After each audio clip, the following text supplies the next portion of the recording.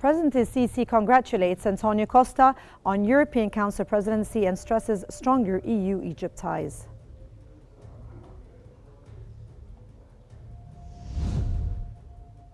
Foreign Minister Bedr Abdelati emphasizes Egypt's firm stance on water security and its commitment to the African cooperation.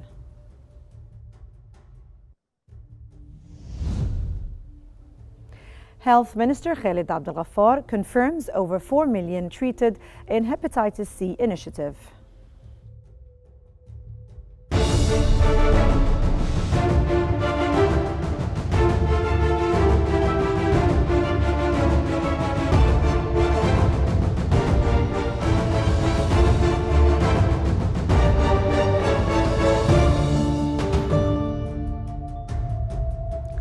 You're watching the latest updates from Egypt on Qnews, and let's move on to the developments.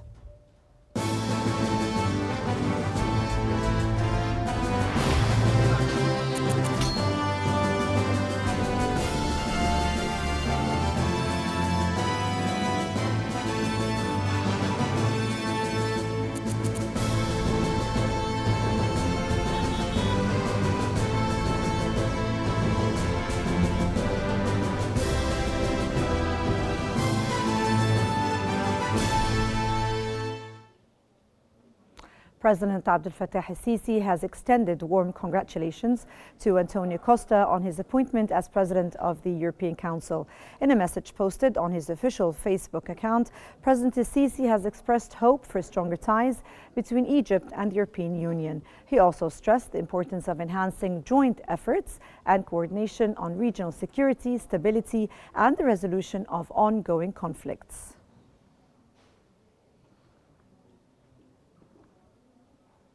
Egypt's Minister of Foreign Affairs, Bedr Abdelati, has emphasized that water security is an existential issue for Egypt, with no compromise on its protection. Speaking at a press conference alongside his Malian counterpart, Diop, Abdelati highlighted that supporting state institutions across Africa is a top priority for Egypt. He also highlighted Egypt's financial cooperation aimed at strengthening efforts to combat terrorism and preserve stability across the African continent.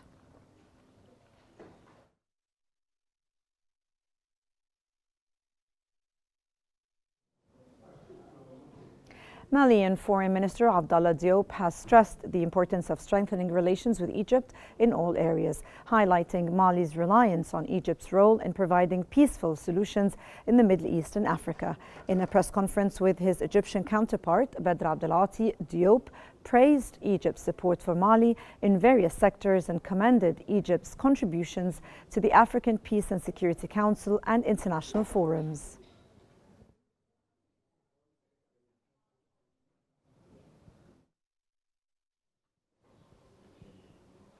Minister of Health and Population Khalid Abdel Ghaffar has confirmed that the President's Hepatitis C elimination initiative, which tested over 63 million citizens, successfully identified and treated more than 4 million patients. The initiative has resulted in savings of nearly 16 billion Egyptian pounds in direct medical costs. The minister also highlighted that the program helped prevent 6.9 billion Egyptian pounds in productivity losses by reducing premature deaths from liver diseases among individuals under 60. He noted that the initiative has become a model for achieving high health value for cost and has enhanced the use of economic evaluations in shaping Egypt's healthcare system and assessing similar interventions.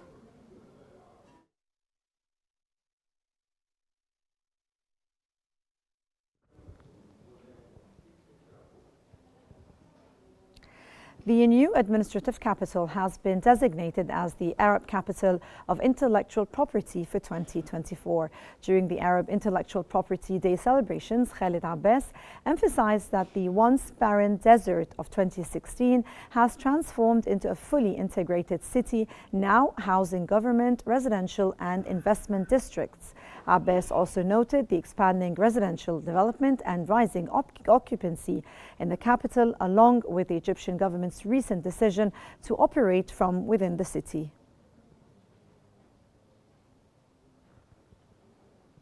And Egypt's Minister of Higher Education and Scientific Research, Ayman Ashur, has inaugurated several new educational and health projects at Suez University. Among the highlights, Ashur opened a new building in the university's dormitory valued at 300 million Egyptian pounds, as well as a new electronic exams building costing 100 million Egyptian pounds. The minister also praised the development achievements across various sectors and departments at the university.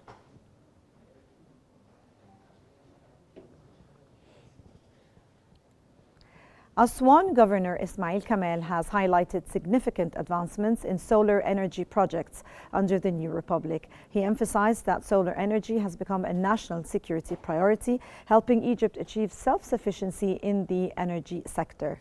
Kamel pointed to the Benban Solar Energy Project, which now includes 32 solar stations, contributing around 1,465 megawatts to the national grid. He added that this capacity is expected to increase to 2,050 megawatts with future expansions.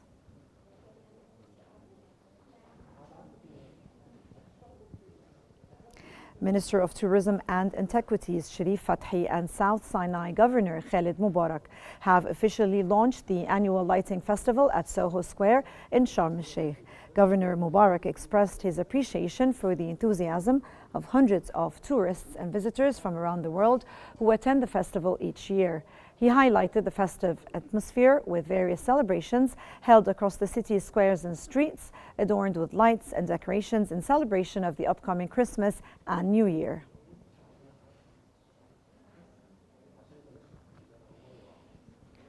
And Egypt's Minister of Public Enterprises, Mohammed Shimi, has met with a delegation from the Turkish fertilizer company IGSAS to discuss advancements in fertilizer production, technological development, and plans to increase production capacity. Minister Shimi highlighted that the ministry is executing a comprehensive plan to modernize production lines at its affiliated fertilizer companies. He also emphasized the focus on utilizing clean energy to improve efficiency and increase productivity.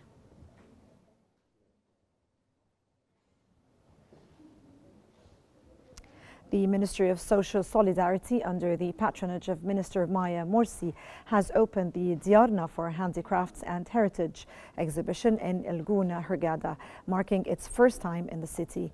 Running until December the 7th, the exhibition, held under the slogan Egypt Speaks Craft, features 60 exhibitors from 10 governorates across Egypt. Several NGOs and National Council for Women are also participating, showcasing their products. The exhibition is open daily from 9 a.m. to 9 p.m.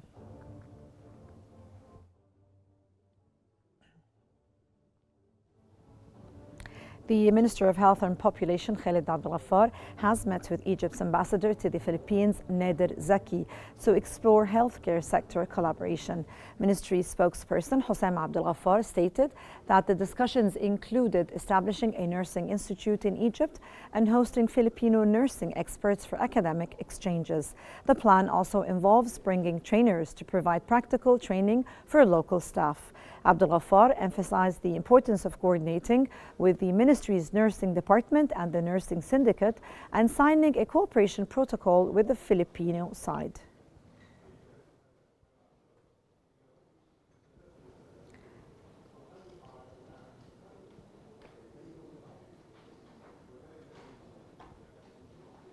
Prime Minister Mustafa Madbouli has held a meeting to review the procedures for launching a global tender to plan the area surrounding the pyramids, the Grand Egyptian Museum, and extending from Sphinx International Airport to Dahshur. At the start of the meeting, the Prime Minister noted that this session is part of a series of discussions aimed at focusing on the pyramids area, the upcoming opening of the Grand Egyptian Museum, and the surrounding UNESCO-listed archaeological sites.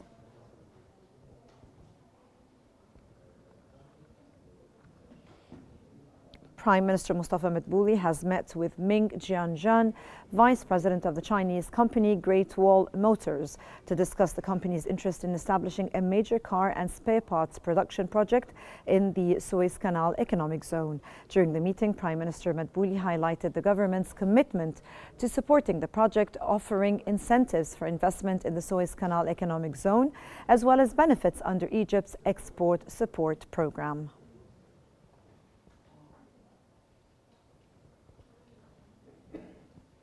Prime Minister Mustafa Madbouli also held a meeting to review a proposal submitted by the Egyptian-French alliance, consisting of the Hassan Alem Alliance and Paris Airports Group, to cooperate with the government in operating and managing airports as part of the government's offerings program. The Prime Minister expressed his support for collaboration with the French group in airport management and operation, in line with the government's current initiative to privatize airport management under the offerings program, which is being implemented in cooperation with the International Finance Corporation.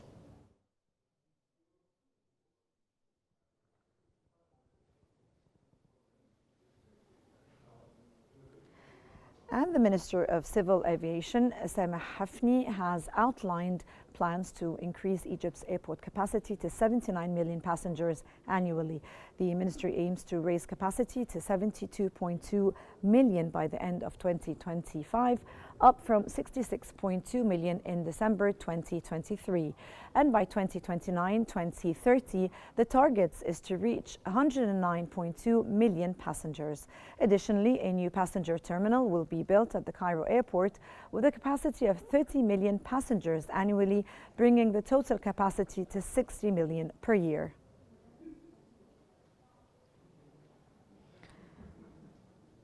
The General Authority for Investment and Free Zones has held a series of meetings with the World Bank and the Ministry of Planning, Economic Development and International Cooperation to develop a comprehensive national strategy for foreign direct investment for 2025-2030. And during the discussions, the CEO of the General Authority for Investment and Free Zones, Hossam Heba, emphasized that the strategy is part of implementing presidential directives and decisions from the Supreme Council for Investment. He highlighted the collaboration with the World Bank Group to create a participatory vision and a clear roadmap for investment in Egypt.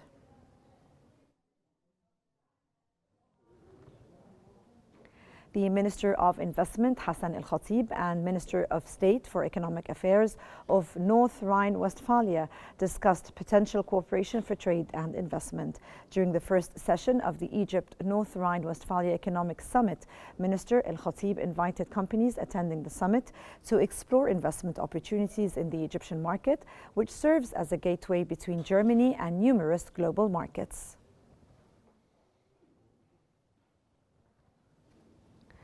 The Egyptian Stock Exchange closed today with a rise of across all indices, fueled by buying activity from the Egyptian and foreign traders, while Arab traders opt to sell. Total trading volume reached £3.2 billion. The EGX 30 index increased by 0.84%. The EGX 30 capped index rose by 1%, and the EGX 30 total return index jumped by 0.88%. Additionally, the EGX 70, the equally weighted index for small and medium enterprises, gained a 1.43%, while the EGX 100 equally weighted index rose by a 1.47%.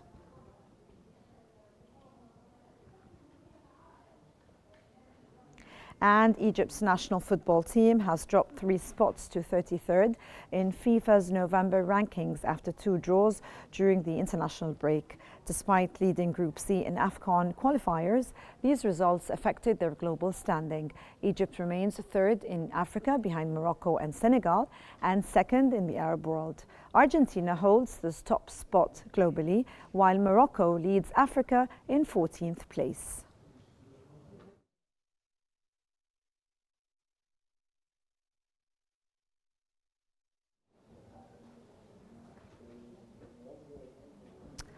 And the Egyptian Meteorological Authority forecasts cold weather tomorrow with chilly conditions at night and early morning. Daytime temperatures will remain cold in Greater Cairo, the Delta, the North Coast and North Upper Egypt, while South Sinai and South Upper Egypt will experience moderate temperatures. The authority also predicts morning fog across the country and moderate rain along parts of the North Coast.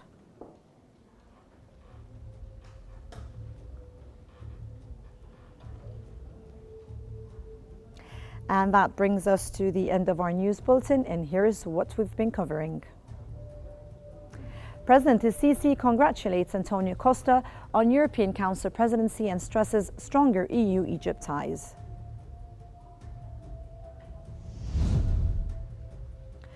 Foreign Minister Badr Abdelati stresses Egypt's firm stance on water security and African cooperation.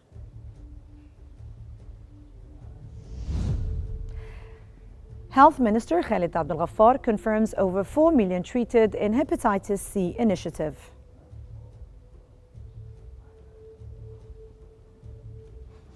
And that's all for now. Remember to stay updated by following Qnews for the latest developments.